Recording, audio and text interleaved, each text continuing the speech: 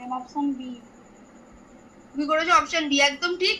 5 prime থেকে 3 prime, সবসময় কিন্তু 5 প্রাইম থেকে 3 প্রাইম। এই যে আমরা ডিএনএটা যখন এঁকেছিলাম, একটা 5 প্রাইম এঁকেছিলাম, একটা হচ্ছে এই পাশটা হবে 3 প্রাইম, এইটা 3 প্রাইম, এইটা হচ্ছে 5 প্রাইম। এই ডিএনএটা যখন প্যাচ খুলবে, নতুন ডিএনএ তৈরি হবে, এটা আমরা 12 এ পড়বো।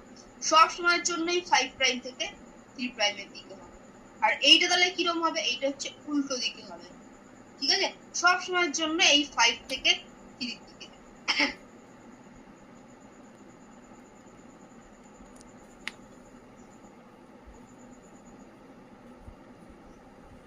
নেক্সট কোশ্চেন 86 আমাকে অভিজিৎ পাল বলবে অ্যামাইনো অ্যাসিডের পলিমারাইজেশনের ফলে উৎপন্ন হয় 86, বলো। পেপটাইড। এটা হবে হচ্ছে, তুমি বলছো অ্যামাইনো অ্যাসিডের পলিমারাইজেশন, পেপটাইড হবে, উৎসেচক হবে, প্রোটিন হবে, এদের সব, ঠিক আছে, এদের সবকটি হয়ে যাবে, এইটা কি বলছি, এদের সবকটি হয়ে যাবে উত্তর।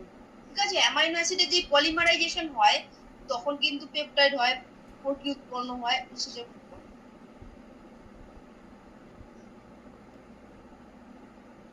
আচ্ছা, এইগুলো তোমাদের দিয়ে দিয়েছে, একটু কোশ্চেনটা কঠিন। ল্যাকোপেরন হচ্ছে 12 এ উঠে পড়বে, দেখো পিছনে ছবি আঁকা আছে ল্যাকোপেরনের 12 এ তোমাদের দিয়ে। যাই হোক, ল্যাকটোজের উপস্থিতিতে ল্যাকোপেরনের ঘটে থাকে, যেহেতু ডিএনএ আরএনএ রয়েছে সেই জন্য এটা একটু দিয়েছে। ঠিক আছে, এটা কেউ পেরেছো? ল্যাকটোজের উপস্থিতিতে ল্যাকোপেরনে ঘটে থাকে 87। করেছি অপশন সি।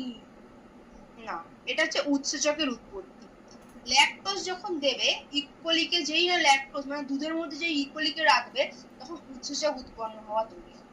ঠিক আছে, এইখানে ছবি আঁকা আছে, এইটা তোমরা বুঝবে না, এটা 12 এ উঠে বুঝবে, এখানে জাস্ট এটা একটুখানি জেনে নাও।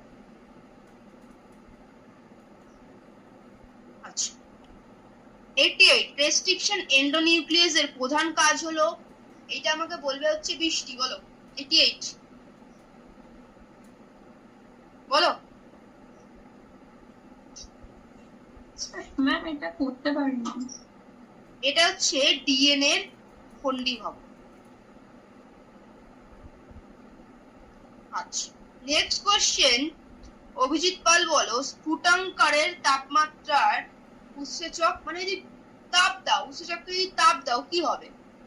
89 অপশন এ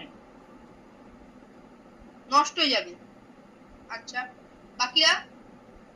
অভিজিৎ কর্মকার